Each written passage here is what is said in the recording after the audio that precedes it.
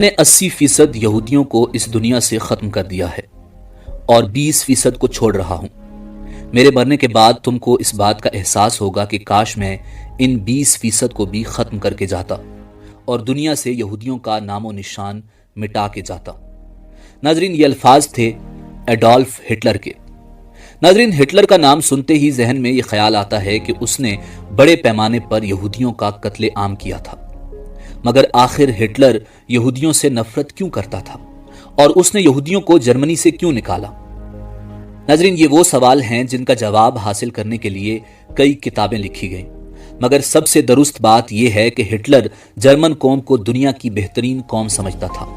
اس کا خیال تھا کہ صرف جرمن قوم ہی کو دنیا پر حکمرانی کا حق حاصل ہے اور جرمنی کی ترقی کے لیے ضروری ہے کہ ملک سے تمام غدار ختم کر دیے جائیں۔ یہ انسان کی ترقی میں رکاوٹ ہیں۔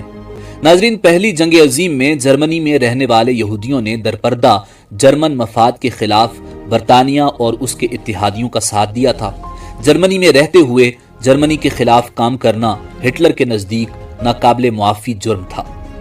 وہ ان کی پرانی تاریخ سے بھی واقف تھا کہ کیسے انہوں نے اللہ کے پیغمبروں سے بدعہدی کی، اور ایک عیسائی ہونے کے ناطے وہ اس سے بھی واقف تھا کہ یہ یہودی علماء ہی تھے جنہوں نے حضرت عیسیٰ علیہ السلام کو پھانسی دلوانے میں کلیدی کردار ادا کیا تھا۔ اس لیے وہ انہیں ایک لعنت زدہ نسل سمجھتا تھا اور دنیا کو یہودیوں سے پاک کر دینا چاہتا تھا۔ کئی صدیوں تک عیسائیوں کے چرچ نے انہیں یہ سکھایا کہ حضرت عیسیٰ علیہ السلام کی موت یہودیوں کی وجہ سے ہوئی، جبکہ آج کے مورخین اور چرچ یہ سکھاتے ہیں کہ حضرت عیسیٰ علیہ السلام کو روم کی حکومت نے اس وجہ سے شہید کیا تھا کہ افسران انہیں اپنے اقتدار کے لیے ایک سیاسی خطرہ سمجھتے تھے۔ مذہبی تصادم کے ساتھ معاشی تصادم بھی شامل تھے۔ حکمرانوں نے یہودیوں پر پابندیاں لگا دیں اور ان پر مخصوص ملازمتیں کرنے اور زمین کی ملکیت حاصل کرنے پر پابندی عائد کر دی۔ اسی وقت چونکہ پرانے زمانے کے چرچ سود خوری یعنی پیسے کی سود سمیت لین دین کی اجازت نہیں دیتے تھے، فرانس میں روس کی خفیہ پولیس کے ایک اہلکار زیون کے بڑوں کے پروٹوکولز تیار کیے گئے۔ پروٹوکولز میں یہ کہا گیا کہ یہودی پوری دنیا پر قبضہ کرنے کی سازش کر رہے ہیں۔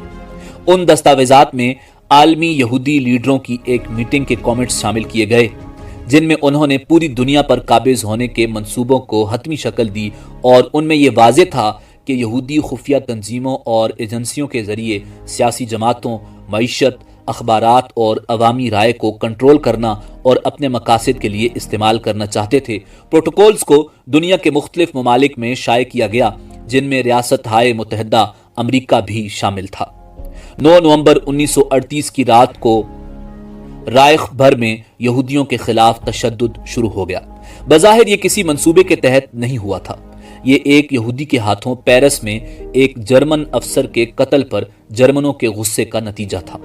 2 دنوں میں 250 سے زائد یہودی عبادت گاہیں جلائی گئیں، 7000 سے زائد یہودی کاروباروں میں لوٹ مار کی گئی اور انہیں تباہ کر دیا گیا۔ درجنوں یہودیوں کو مار دیا گیا اور یہودی قبرستانوں، ہسپتالوں، اسکولوں اور گھروں کو لوٹا گیا، جبکہ پولیس اور فائر بریگیڈ کی گاڑیاں دیکھتی ہی رہیں۔ سڑکوں پر بکھرے ہوئے دکانوں کی کھڑکیوں کے شیشوں اور کرسیوں کی وجہ سے اس رات کو کرسٹل نائٹ یعنی ٹوٹے ہوئے شیشوں کی رات کہا جانے لگا۔ ناظرین، اس کے بعد کی صبح جرمنی کے 30,000 یہودی مردوں کو یہودی ہونے کے جرم میں گرفتار کر کے حراستی کیمپوں میں بھیجا گیا، جہاں ان میں سے سینکڑوں افراد مر گئے۔ کچھ یہودی عورتوں کو بھی گرفتار کر کے مقامی قید خانوں میں بھیج دیا گیا۔ یہودیوں کے کاروباروں کو اس وقت تک دوبارہ کھولنے کی اجازت نہیں دی گئی جب تک کہ ان کا انتظام غیر یہودیوں کے ہاتھوں میں نہ دیا گیا ہو۔ ٹوٹے ہوئے شیشوں کی رات یعنی کرسٹل نائٹ کے بعد جرمن اور آسٹرین یہودی بچوں اور نوجوانوں کی زندگی اور بھی مشکل ہو گئی۔ ان پر پہلے ہی عجائب گھروں، عوامی پارکوں اور تیراکی کے پولوں میں داخلے پر پابندیاں لگا دی گئی تھیں۔ اب انہیں سرکاری اسکولوں سے بھی خارج کر دیا گیا۔ اپنے والدین کی طرح یہودی نوجوانوں کو بھی جرمنی میں مکمل طور پر علیحدگی کا سامنا کرنا پڑا۔ مایوسی میں کئی یہودیوں نے خودکشی کر لی، زیادہ تر خاندانوں نے بھاگ جانے کی بھی بھرپور کوششیں کی۔ ناظرین، 17,000 کے قریب پولش یہودیوں کو جرمنی سے نکال دیا گیا۔ یہ سب ان کی جرمنی کے خلاف سازشوں اور پرتشدد حملوں میں ملوث ہونے کے بعد کیا جا رہا تھا۔ 9 نومبر 1938 पेरिस में जर्मन सिफारतकार को गोली मारकर हलाक कर दिया गया। यहूदियों की निशानदेही करके उन्हें सरकारी ओहदों से बरतरफ कर दिया गया। एडोल्फ हिटलर के चांसलर बनने के 2 महीने बाद अप्रैल 1933 में मंजूर किए जाने वाले कवानीन के साथ इंतजामिया की तत्हीर शुरू हो गई। उन कवानीन में एक आर्यन पैराग्राफ शामिल था जिसमें समाज के मुख्तलिफ शोबों से यहूदियों को निकाल फेंकने का इंतजाम किया गया था। हुकूमत के तमाम मुलाजमीन को अपनी आर्यन नस्ल के सबूत में दस्तावेजात पेश करने की जरूरत पड़ गई।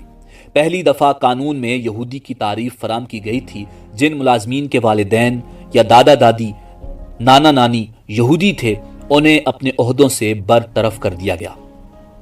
17 अगस्त 1938 यहूदियों के लिए यहूदी नाम अपनाना लाजमी करार दे दिया गया। जर्मनी की हुकूमत ने उन तमाम यहूदियों के लिए जो अपने पहले नामों से फौरी तौर पर यहूदी जाहिर नहीं होते थे, अपने पहले नाम के बाद एक यहूदी नाम का इजाफा करना जरूरी करार दिया गया। मर्दों को इसराइल और औरतों को सारा का नाम दिया गया ताकि पता चले कि वो यहूदी हैं। अक्टूबर में जर्मन हुकूमत ने यहूदियों के तमाम पासपोर्ट जब्त कर लिए। यहूदियों को जारी किए जाने वाले नए पासपोर्ट पर जे का ठप्पा लगाया गया जो मालिकान की यहूदी शनाख्त की गवाही देता था। 19 सितंबर 1941 जर्मनी में यहूदियों की शनाख्त के लिए बीज मुतारिफ करवाया गया। 6 साल की उम्र से जायद यहूदियों को तमाम औकात अपने कपड़ों पर एक पीले रंग का 6 नुक्तों वाला सितारा पहनना जरूरी ठहराया गया जिस पर काले हरफों में जोड लिखा गया था जो जर्मन जबान में यहूदी कहलाता था। अक्टूबर में यहूदियों की जर्मनी से बाकायदा जलावतनी शुरू हो गई। मार्च 1942 में यहूदियों के लिए अपनी रिहाइशगाहों पर भी सितारे की अलामत की नुमाइश करना जरूरी हो गया। नाजरीन, यहूदियों की ये नस्ल कुशी होलोकास्ट कहलाती है। होलोकास्ट एक लफ्ज है जिसके इस्तेमाल पर पाबंदी है। दुनिया के 13 मुमालिक ऐसे हैं जिनमें अगर ये लफ्ज बोलते या इस्तेमाल करते हैं या किसी तहरीर में लिखते हैं तो 3 से 10 साल की सजा आपको हो सकती है। अगर आप सोशल मीडिया पर इस लफ्ज का इस्तेमाल करते हैं तो आपका अकाउंट ब्लॉक कर दिया जाएगा। यहूदियों ने इस लफ्ज का बड़ा नाजायज फायदा उठाया, मजलूम बने और इस नस्ल कुशी का इतना चर्चा किया कि सारी दुनिया यहां तक कि जर्मन भी यहूदियों से मिलकर आज तक आंसू बहाते हैं। इंसानी हुकूक की संगीन खिलाफ वर्जियां होती हैं। चीखो पुकार, बच्चों के सामने माँ बाप का कत्ल और माँ बाप के सामने बच्चों का कत्ल, भाइयों के सामने बहनों की इस्मत दरी, बिल्कुल वैसे जैसे साबिरा और शतीला के कैंपस में मुसलमानों की गई। मगर मुसलमानों के खून को यहूदी कैचअप ज़दा मज़ेदार बच्चे कहते हैं जबकि अपने बच्चों पर आंसू बहाते हैं। कहा जाता है कि जब यहूदी पनाह गुज़ीन बनाकर फ़लस्तीन में भेजे गए तो पूरी दुनिया की जेलों से सफ़ाक, कातिल और जहनी मरीज ढूंढ ढूंढ कर फ़लस्तीन भेजे गए। उन लोगों में इंसानियत नाम की नहीं थी। खून को जूस कहते थे और इंसानी गोश्त को पोर्क का नाम देते थे। ये इस हद तक सफ़ाक थे कि इन्हें ही इसराइल की फौज में आला अफसरान बनाकर भेजा गया। उन्होंने जब फ़लस्तीन की आबादी पर जुल्म ढाए और अक़वाम मुत्तहिदा एक मुनाफिक की तरह उन्हें घेर कर उनके घरों से निकाल कर ले गया। उन मुसलमानों के घरों पर यहूदियों के कब्जे हो गए। जब मुहाजिरीन कैंपस में किसी इस्लामी त्यौहार के मौके पर खूब तेज़ आवाज़ में खुशियां मनाने की आड़ में गाने चलाए गए, एक फ़लस्तीनी जो कि फ़लस्तीन के सिफारतकार भी रहे और आजकल जामिया अजहर में प्रोफेसर हैं, उन्होंने बताया कि उन गानों की आड़ में मुसलमानों की चीखें किसी को सुनाई न दी। यहूदी मुसलमानों के खेमों में घुसते, कसाईयों की तरह मुसलमानों को ज़िबा करते, थक जाते, फिर शराब पीने जाते, शराब पीते अपने ऊपर उंडेलते, कहकहे लगाते और फिर नाचते हुए मुसलमानों में घुस जाते। यहूदियों ने इस कत्ल आम को एक त्यौहार की तरह मनाया। सुबह उन कैंपस में सिर्फ इंसानी गोश्त और खून था। लाशों को इस तरह मसला गया कि किसी भी इंसान की पहचान मुमकिन न थी। तमाम जिस्मानी एज़ा को इज्तिमाई कब्र में दफन कर दिया गया। मरने वालों के घरों, बागात और खेतों पर इसराइलियों का कब्जा हो गया। नाजरीन, ये सिलसिला आज तक जारी है। यहूदियों का एक गिरोह ऐसा है जो आज भी कदीम तौरात को मानता है और यहूदियों के लिए अलग वतन के कयाम को अल्लाह की नाफरमानी मानता है।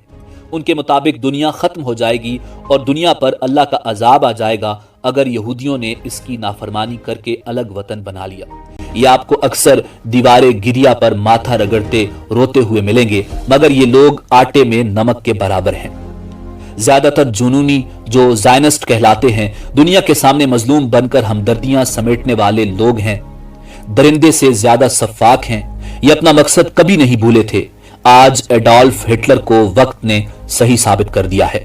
یہودیوں کی جس عالمی سازش کو نازیوں اور روسیوں نے بے نقاب کیا تھا اور جسے روکنے کی کوشش کی تھی، یہودیوں نے پیر جماتے ہی اس پر کامیابی سے کام کرنا شروع کر دیا۔ فرق صرف اتنا ہے کہ اس بار عیسائی دنیا ان کے ساتھ ہے۔